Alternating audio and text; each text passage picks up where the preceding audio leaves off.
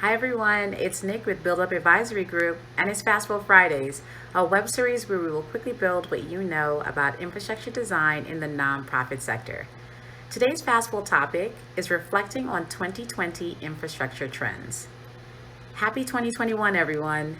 So way back in the beginning of 2020, we thought about what we were noticing within the sector and from our conversations with clients, partners, and leaders within the sector, and what we knew about the sector generally, about nonprofits, and about philanthropies. And we decided to come up with some trends that we thought you should watch during 2020. Why would we do that? Well, trend spotting is pretty exciting. It involves sector scanning, storytelling, listening, analysis, and pattern identification. How could you not want to do that? Interestingly, we identified these trends well before COVID had surfaced as a global pandemic and shared our articles about these trends before and after COVID impacted us here in the United States. We didn't change any of the trends even after COVID was a real part of our lives, and we waited to see how it would all play out. So, what happened? Would you be surprised to learn that all of the trends that we thought would become more visible in 2020 actually did? And COVID likely made them show up even more. And the racial justice protests, particularly here in the United States, impacted these trends too. There were 11 infrastructure trends. Yes, 11. From donor collaboratives to teams to board diversity to general support. You can read more about them on BuildUp's website. I wanted to highlight just 3 of those 11 trends that we said the sector should be paying attention to. The first trend is donor collaboratives. We called it. We said that donor collaboratives were becoming the new donor and the new fiscally sponsored project. That's another fast build for another Friday. These types of collaboratives only increased in 2020. And we talked about increased creativity in this area with new approaches and types of donors emerging. And both occurred. For example, we're hearing more about giving circles and fiscally sponsored projects that are advised by groups of donors.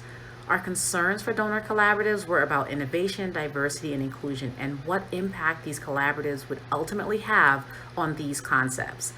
I think collaboratives have started to consider how they're structured and operated to ensure that they embrace innovation, diversity, and inclusion, and I'm encouraged by that deliberateness. So I really want to see what 2021 brings for donor collaboratives.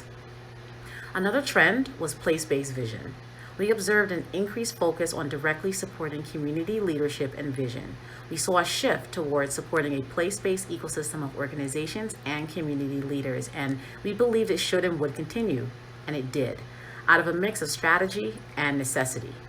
We talked about funders still using traditional funding tools and vehicles that may create tensions with newer forms of leadership and organizations, and I think that tension is very real and is increasing.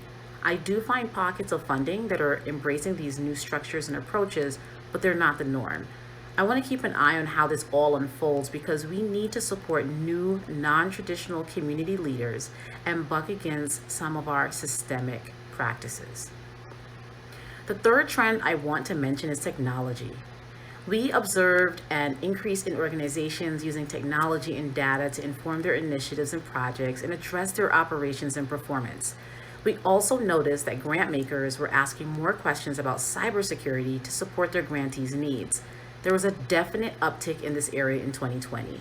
I now see nonprofits seeking cyber insurance coverage when they weren't thinking about it as much previously. And the sector is thinking and talking a lot more about privacy. We worried about data challenges for smaller or leanly staffed organizations, and I think that many of these organizations are adapting because of increased access to technology and software. So they can use tools that are now becoming more commonplace, like two-factor authentication, for example, to ensure they're appropriately using and protecting data. I want to see how focusing on eliminating the technology divide will impact compliance in this area. So one of the big questions is what happens next? In our next Fast Bill Friday, we will discuss our 2021 trends and what we think the sector should be thinking about this year. I'm excited to share them with you. At BuildUp, we study these trends closely and we stay ahead of them. We incorporate the learnings and innovation in our work with our clients and partners, and they build even better as a result. So let's pay attention to infrastructure trends to see how we can create transformational impact. And that's our Fast Build. I want to hear how you were thinking about infrastructure trends. I would love to hear from you and about your experience in the comments below. Thanks so much for watching. Have a wonderful weekend and keep building bravely.